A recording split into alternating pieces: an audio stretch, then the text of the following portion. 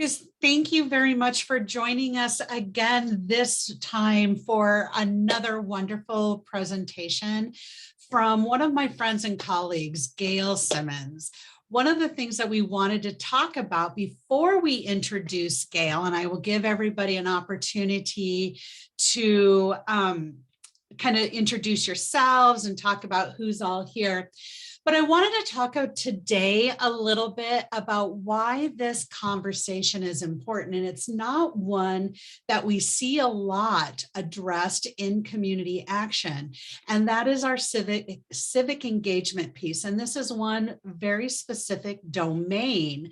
And there are services around that that help us increase the empowerment of our clients and the people that we're serving. And we can help them have a voice, a better voice than what they've ever had in the past through our civic engagement.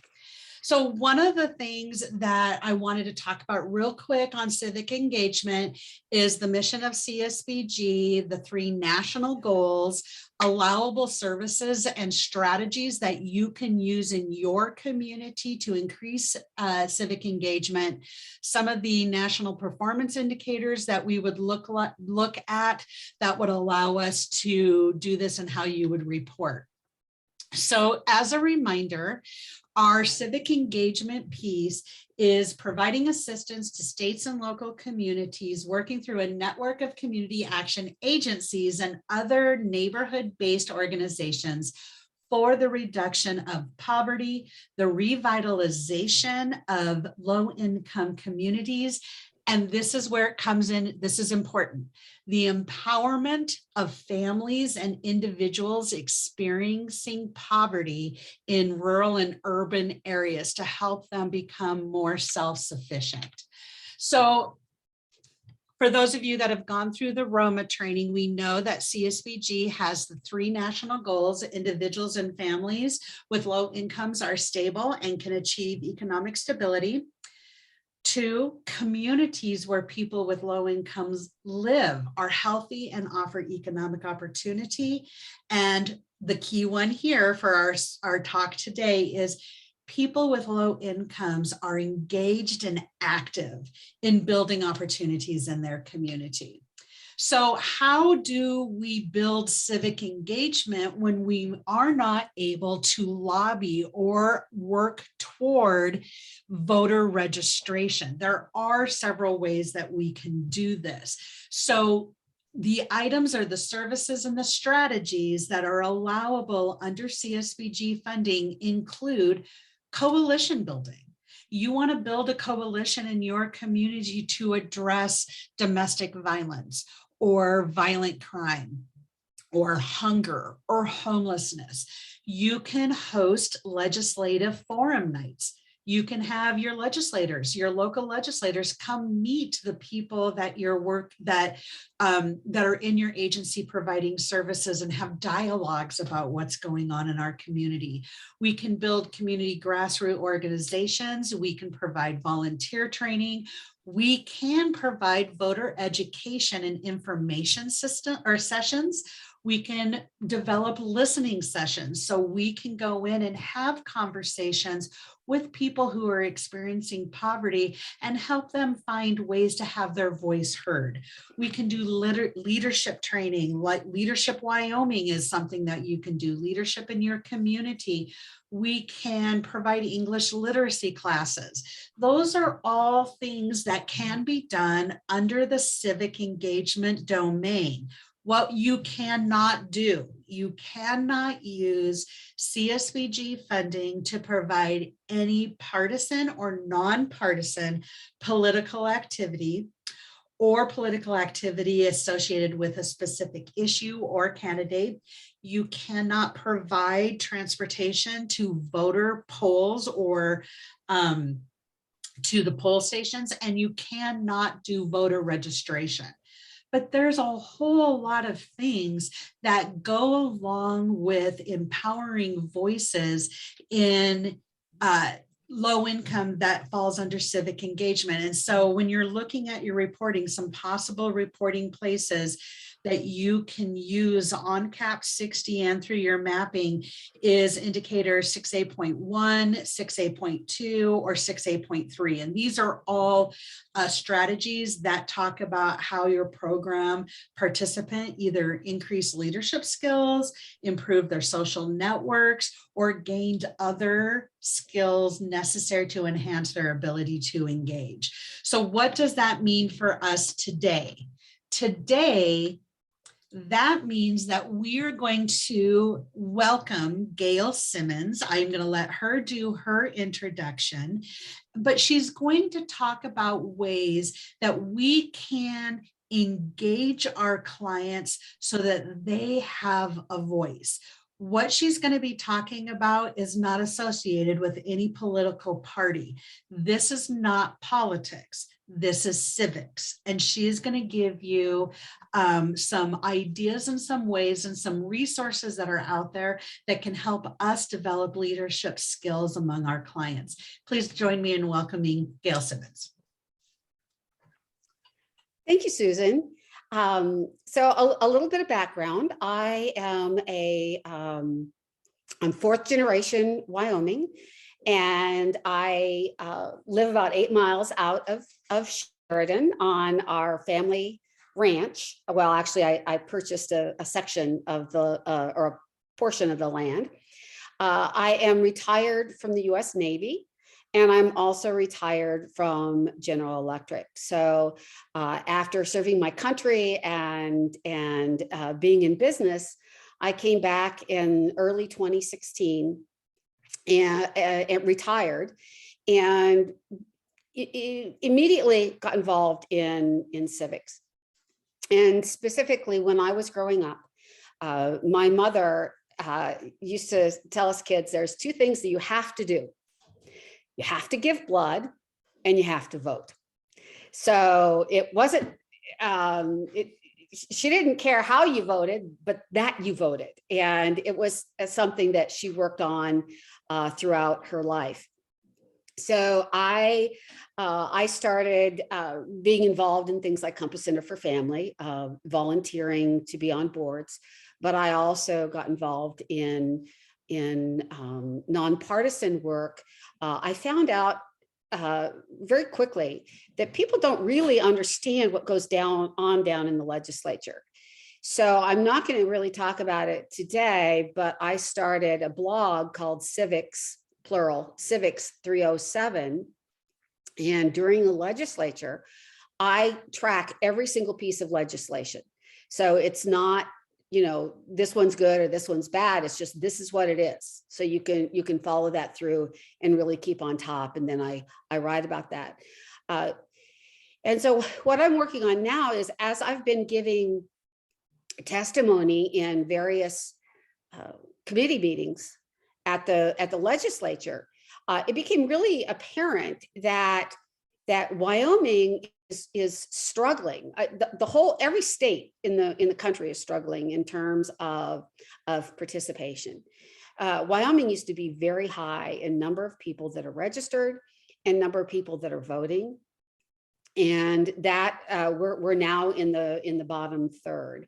The other thing that I note is that in the legislature in particular, there are a lot of decisions, a lot of votes that are made that impact large swaths of the population that aren't being represented or having a voice in that decision process. And so that is what had me start up Why Vote, and that's what I'm going to be talking about today.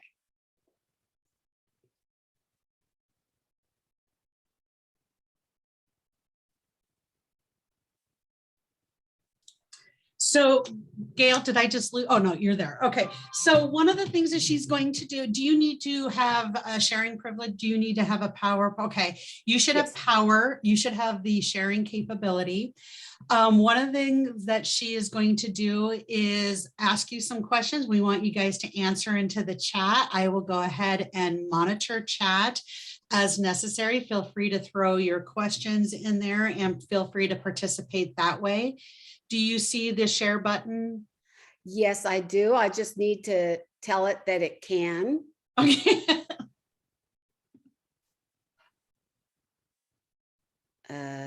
Blah, blah, blah, blah.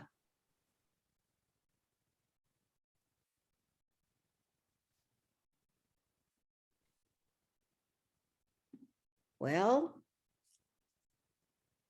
sugar. Let me try again.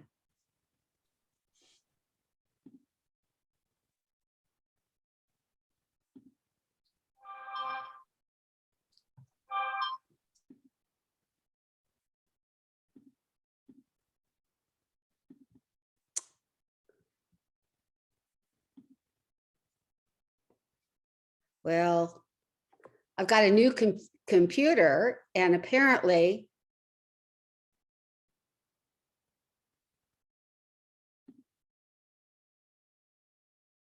it has different capabilities.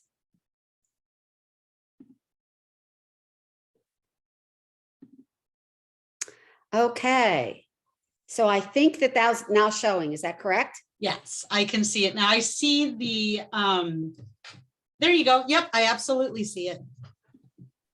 Okay.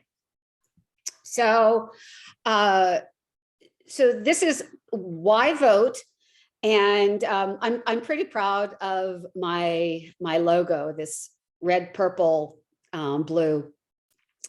So Why Vote is a nonpartisan nonprofit that has been set up and is being funded by a group that is very interested in increasing citizen engagement. So the vision here is all eligible Wyoming citizens are informed voters in each election. So eligible Wyoming, informed voting. So those are the key parts of Why Vote. So so what I want to do is, if you would go into your chat, we're just going to do a real quick exercise. Go into your chat, and when you hear or see the word government, what comes to mind? I'm going to give you a minute or two to just start putting in some information in there.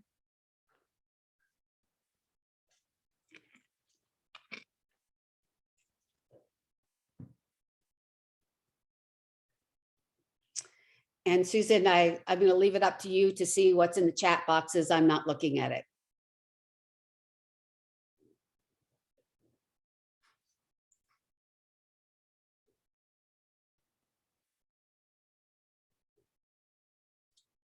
I'm having a hard time getting my mouse to work. I don't have any entries into the chat at this particular point, but I think for me, when I think about government, I think of big, complicated, complex, and very difficult to understand. Great. So there is somebody who got in the chat, challenging and lots of paperwork. I hear that. That's true. The so I'm gonna keep going. So that's government. What about politics? What comes to mind when you see the word or hear the word politics? I see broken, ineffective, disenfranchisement, money, controversy, division. And how about others? Let's see who we've got here. We've got oh, these are the ones I'm reading out of division. Oops.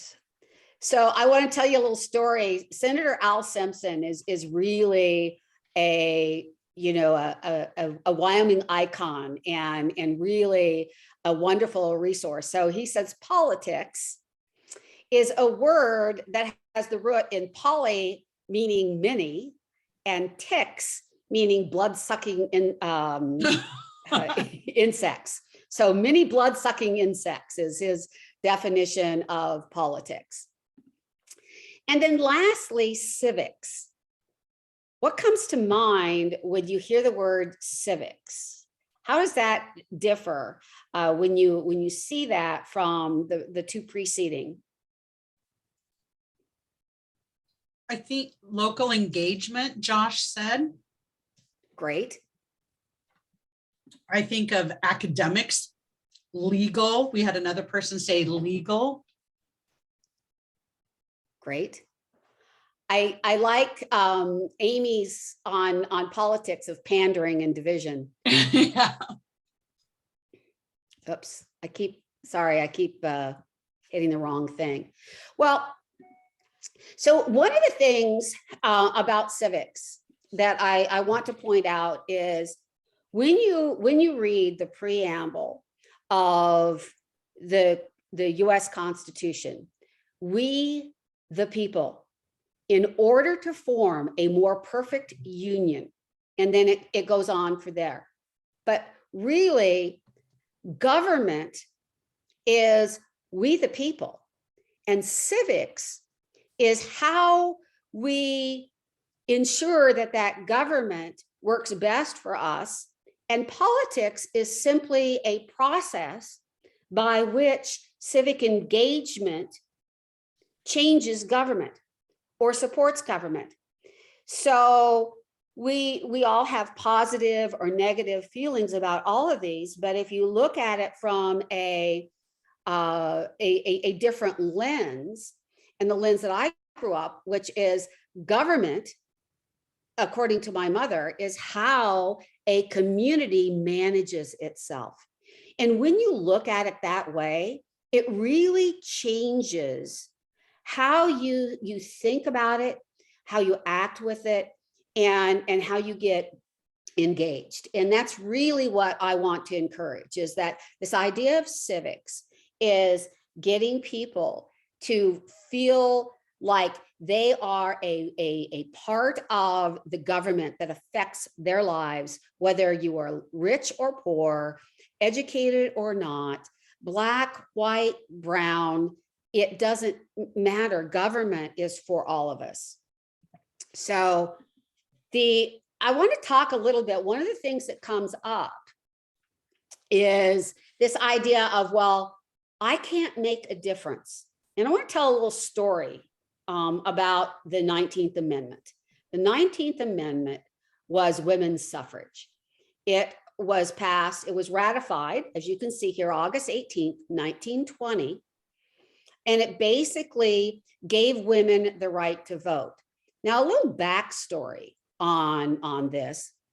Woodrow Wilson called a special session of the US Congress in order to vote on whether or not they would support an amendment for women's suffrage. And he did so in May of 1919.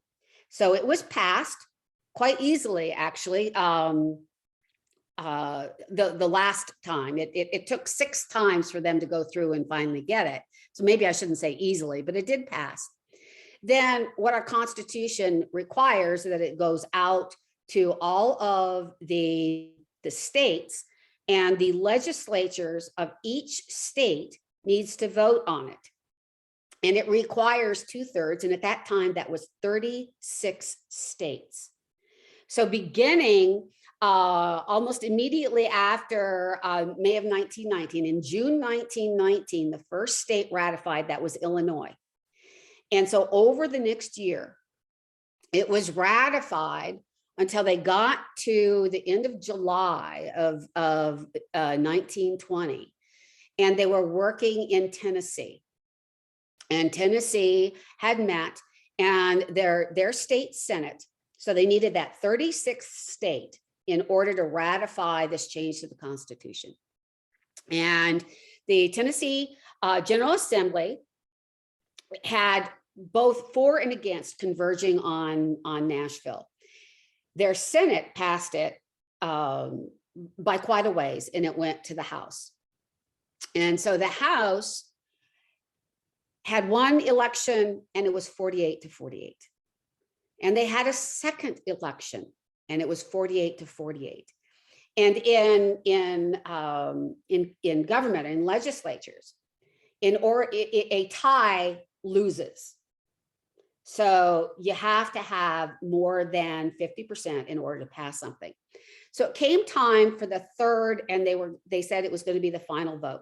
And there was a young man, State Representative Harry T. Byrne, was a 24-year-old. And he actually supported the idea, but felt that his constituents did not. And so right before that third vote, this representative received a letter from his mother who read in part, "Hurrah and vote for suffrage, and don't keep them in doubt. I've been watching to see how you stood, but have not seen anything yet. Don't forget to be a good boy." And on the third and final vote, Harry T. Byrne changed his vote, broke the tie, passed the ratification in Tennessee, and Tennessee became the 36th state to ratify the 19th Amendment. And so it actually makes my skin, I lived in Hawaii and we used to call it chicken skin, you know, when you get goosebumps. The point is that one vote makes a difference, and it has made a difference over and over and over again. So I'm going to tell a little story on this for Wyoming. So there is a man who is on Governor Gordon's staff. And of course, until I said that, his name was on the tip of my tongue. He ran for State House from, I believe it was Fremont County. And when the election was all done, it was a tie vote. They looked at it over and over and over again, and it was a tie vote. And so in order to break that tie, and this is really funny because what they did was they tossed a coin, and they did so on national television because it was such an unusual event. And he won that toss. So here's a man who went to our Wyoming state legislature on a tie vote where every single person made a difference, and it was a flip of a coin. He ended up being the Speaker of the House of Representatives in the Wyoming state legislature. So, you know, it's when people say, "Oh, well, my vote doesn't make a difference," yes, it does. It's one of the few voices that you have that you're guaranteed. So I'm going to come back to that and talk about one person, one vote. And that's particularly true in the process that we're going through right now. So the 14th Amendment of the US Congress has several items in it.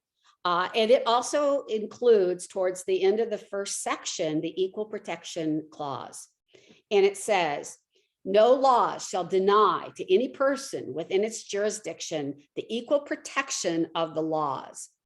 And what that does currently is, as a result of a Supreme Court case in 1964, the result was that every state that has a bicameral legislature, which is all but one, in other words, two houses, that both houses must be set by population, so that it doesn't matter who you are. You have an equal voice through the individuals that you vote into Congress, into the state legislature. You have an equal voice. And again, it's not by anything else but the census.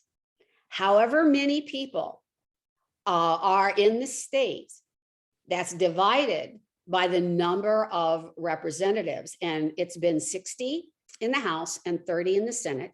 And we're actually looking at making it 62 and 31. And that's particularly because of the concerns that rural areas, which have been losing population, will lose a voice to the urban. But the point is that every single person has, and it at 60 and 30, it comes to about 9,000 for the House and 18,000 for the Senate, and they tend to nest them, so 2 people in the House to each Senate.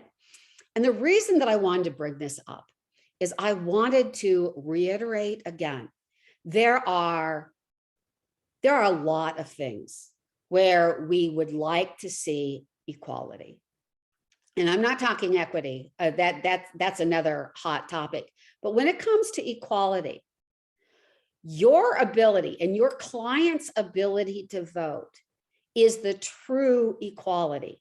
So it doesn't matter how rich or poor, educated or not, as I said before. It doesn't matter whether you are rural or urban, whether you have been like me, a fourth generation Wyomingite, or you have just come and established within the last few months your residency.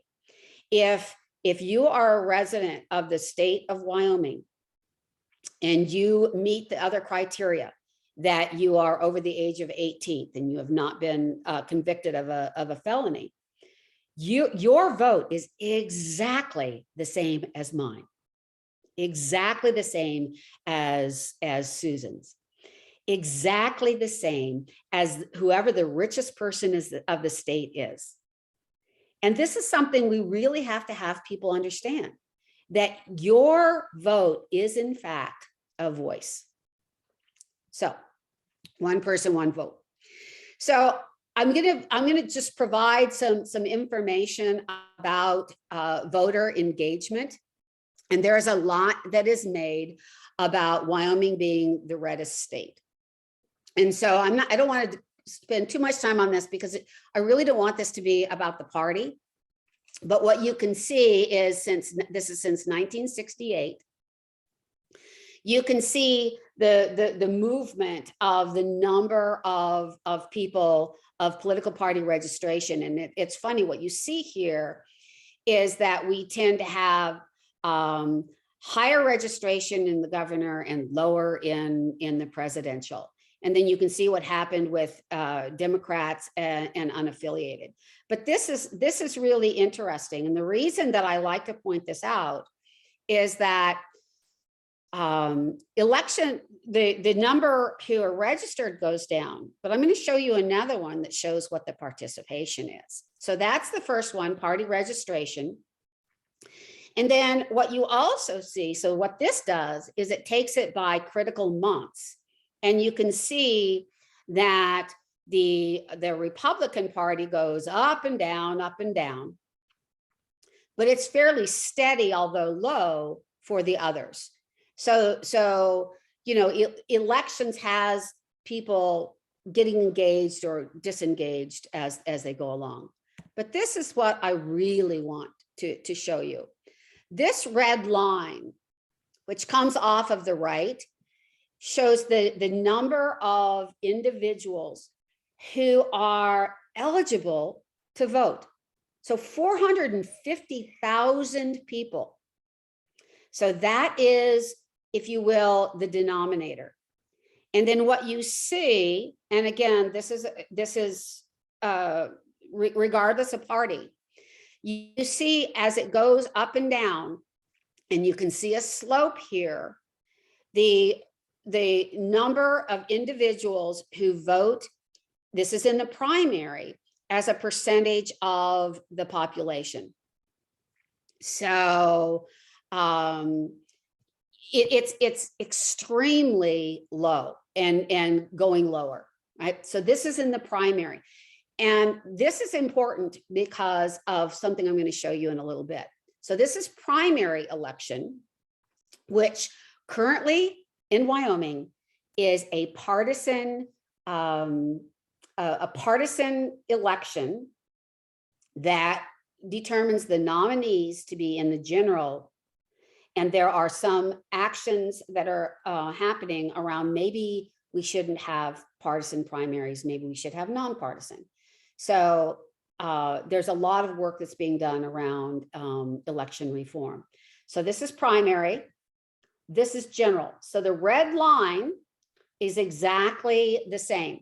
And now you see a huge up and down, this swing on, so overall, more people vote in the general, but in this particular case, they go out and they vote in the the presidential, but not in the gubernatorial. And why am I really emphasizing this? Because in the presidential, we have local elections, some local elections, and we have every single one of the House of Representatives and half the Senate. So 75 out of the 90 seats in the legislature are up in presidential. People turn out, they get all excited about the presidential election, for which we have 3 electoral votes, 1 for population, 2 for Senate. So out of 435, Wyoming has 3. And so it's not that I don't think that voting for president is important. What I want to emphasize is that when we're talking about civic engagement and community, what they call the down ticket. So when you get a ballot and you see at the top, there's president, and you start going down state, county, local, and then districts. The point is that it's the people down ticket who are actually making decisions that impact you and your clients every day. And so I find it interesting, and something I think that we need to change is that the participation is so much better in presidential. And again, it's the turnout as a percentage of registration goes up, but the registration itself has gone down. So we have fewer people making these decisions as a percentage. So Gail, I have Yes, go this ahead. is Susan. I just have a quick question. So with CSBG money, we are not allowed to do voter registration. We can't get people to the polls, and we can't do registration drives. One of the things, though, that we know is what you just said. Everybody's day-to-day lives are impacted by what happens in your city council, your county commissioners, and your local school board elections. And those are the lowest turnouts. Yes, Or participation is what you're saying to us. that's correct. Okay. And so the question I have on registration is, you can't take people to the county courthouse and walk them in and help them get registered. But what you can do, if I'm understanding this correctly, so tell me if I'm wrong, Susan, is you can encourage them to go on their own and get registered. So you can't help them get registered, but you can explain to them why it's important that they register and vote. And you can direct them to resources that tell them where and how and what they need in order to register. That is correct, Gail. That is exactly. So a strategy that an agency could use is a voter information night. This is why civics are important. This is why your vote matters. We can't take them to the poll and we can't take them to the registration, but we can educate our clients that their vote does matter, that they have a voice, and then hopefully educate them and lead them to a place where they feel empowered to actually start engaging in their local conversations. Absolutely. Thank you. And if anybody else has a question while I'm doing this, you don't have to wait till the end. Raise your hand and I'll have Susan ask it. So I want to use 2020 primary participation, because one of the things that's happening in the legislature is a concerted push to have runoff elections. And as a person who's really concerned about, regardless of where you stand politically, the voter participation, the idea of runoff elections, given the low turnout for primaries overall, and on runoffs historically, here we have this low, like, I don't know what it is. It's less than half the people who show up for primaries. When they have a runoff, only 30% of those bother voting the second time. So from my perspective, personal opinion, I do not like runoffs. We do not need to have a simple majority. What we have is what we call a plurality. So the individual who has the most votes, even if it's not over 50%, wins the plurality. So this came up, and I put together this information. And so what you see is I did it by Democrat and Republican, because let's face it, we're about 68% of the registered voters, about 68% are Republican. And so I walked it from the people who voted, the votes that were cast, the ballots that were sent out, and the registration. So ballots get sent out, they don't necessarily get sent back. We have we have no cause absentee ballot voting, which means that you can go in, ask for an absentee ballot, and you do not have to provide any reason other than the fact that you're asking for it. But when you look at by House districts, you see there were 240,000 individuals that were registered, and only 140,000 ballots, but only 111 actually cast a vote. And this is in the primary. So then you see these other walks, just a different way, going from votes up to registration, which is the highest. But what I want to point you to is that what counts is your vote. And I've run for office before, and I've helped other people.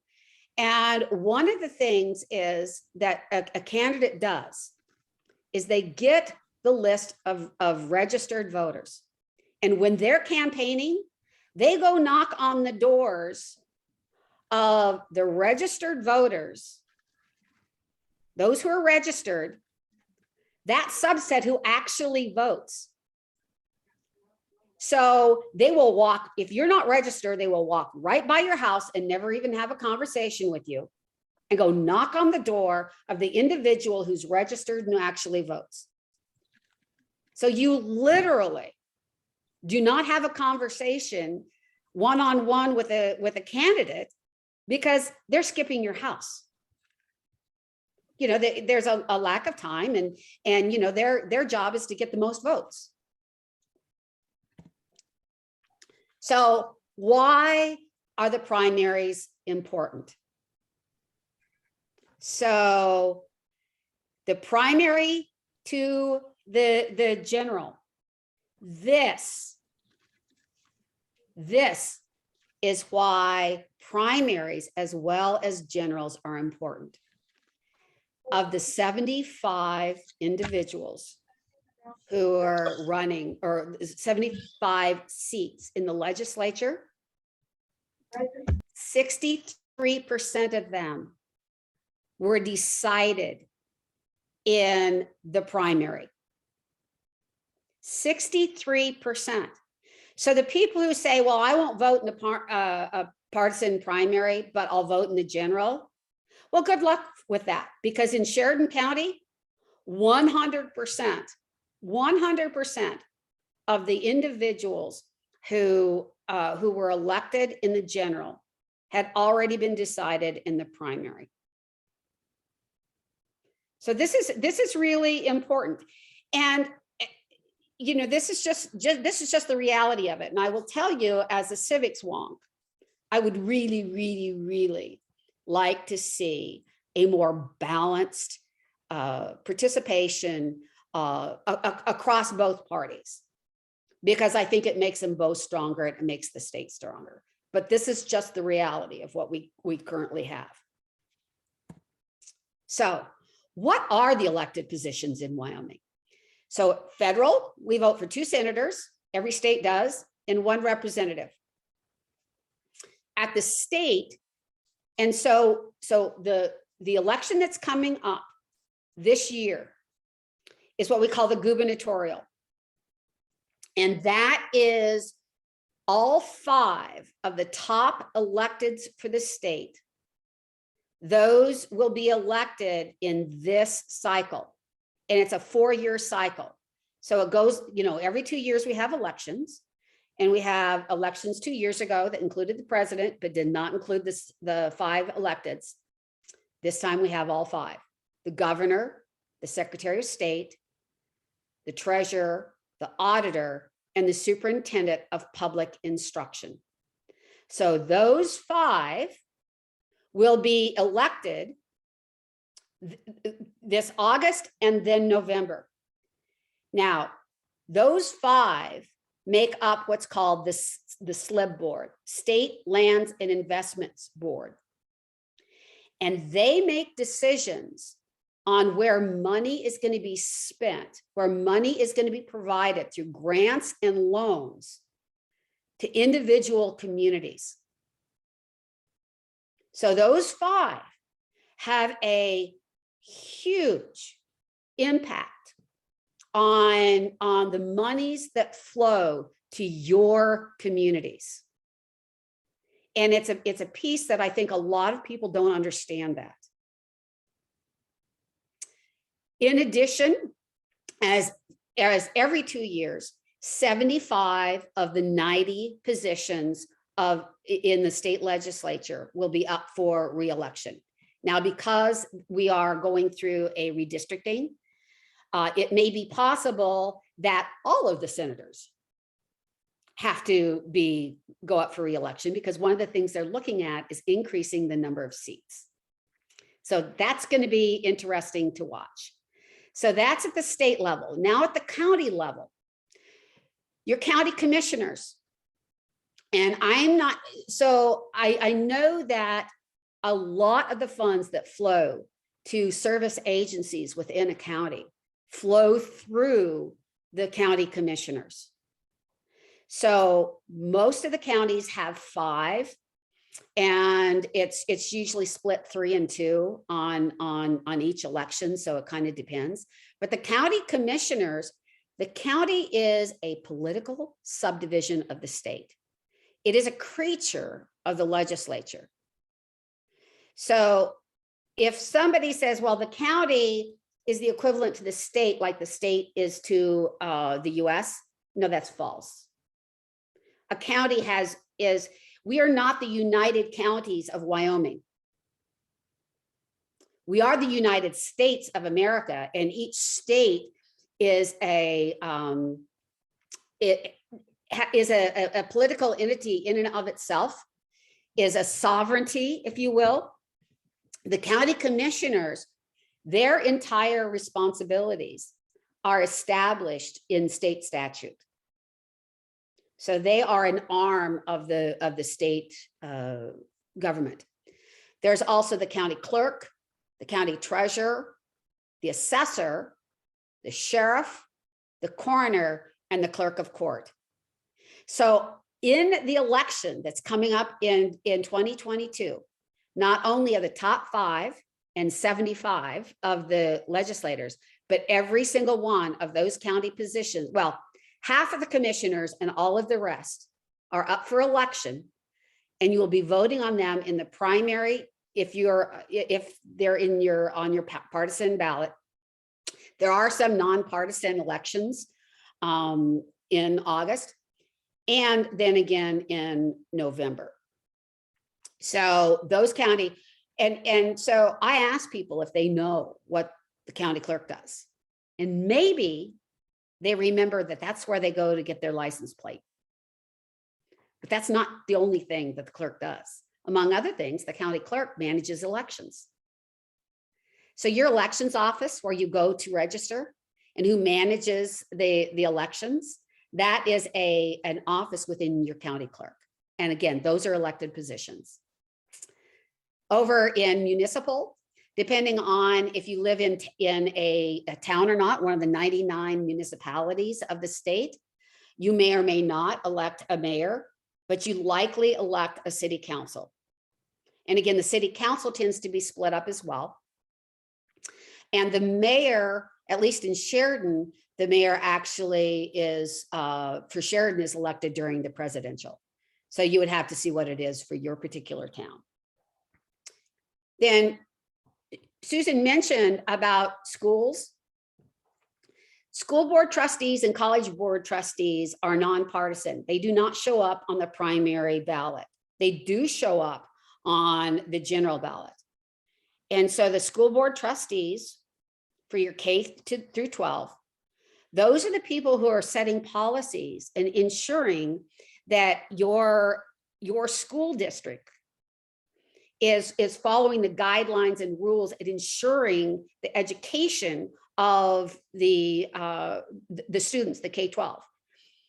And if you are in a college district, you also vote for college board trustees. So education is a critical one of this. Political parties, again, because the primary is a nominating, a partisan nominating. If you happen to affiliate with a particular party, then you will also be voting for precinct men and women. Those are the people who are on your party central committee for your county and elect the people that go to the state. So that's 100% political. And then there are some other things that show up on the ballot.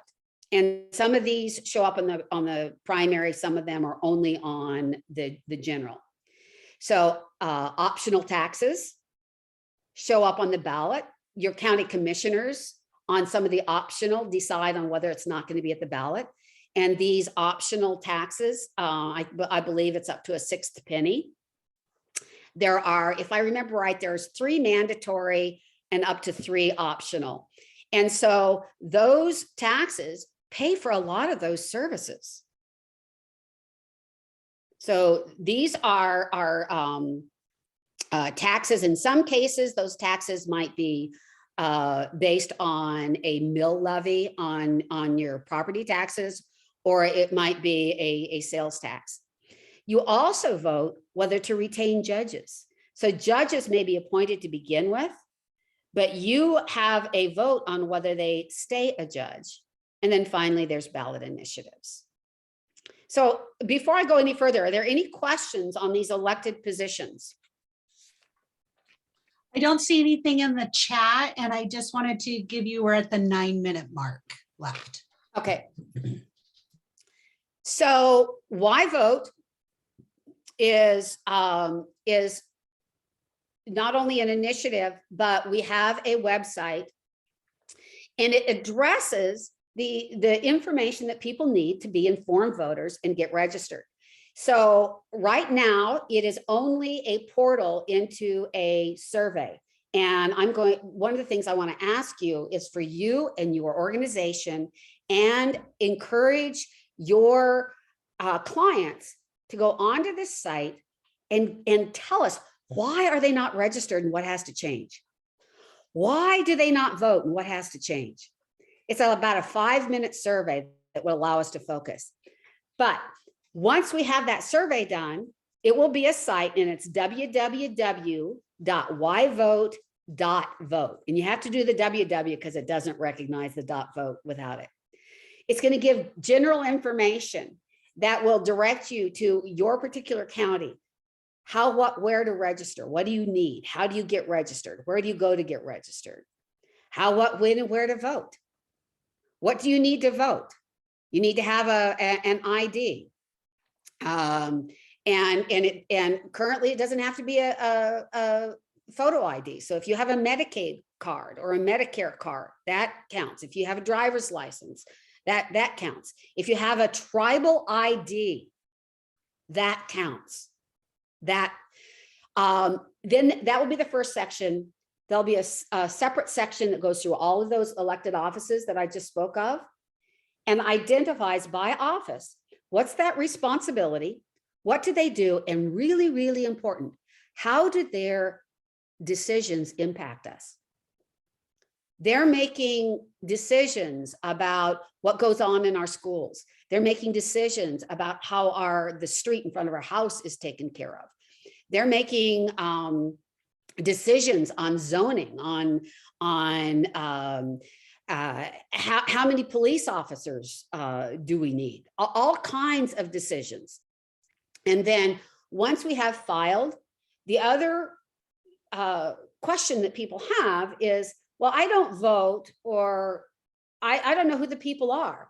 So we want to have another one where it doesn't say, you know, who you should vote for. It simply says, for your county, here's the position, here's who's filed, and here's a link to their site or their Facebook, so that you can go to one place, a one-stop shop, and get the information that you need. And so what can your organization do? Please, as I said, go to whyvote.vote and take the 5-minute survey. And it's going to ask you, are you registered or not? And if not, why not, and what has to change? If you're registered and you don't vote in a primary, why not, and what has to change? If you registered and do vote, what do you need to feel like you're better informed? And then finally, a list of about 5, or select up to 5 items that are really important to you, because I want to use that to let folks understand how this is impacting them.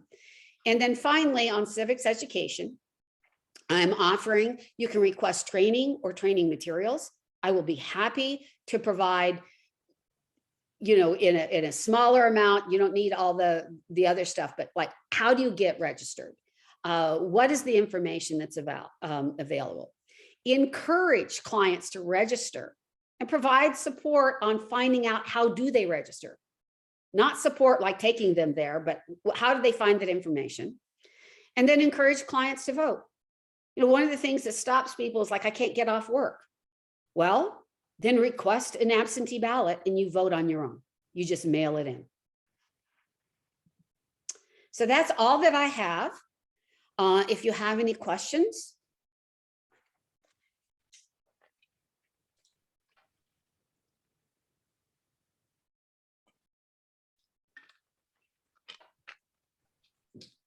Okay, well, I don't, oh, I'm sorry. So I just interrupted somebody. No.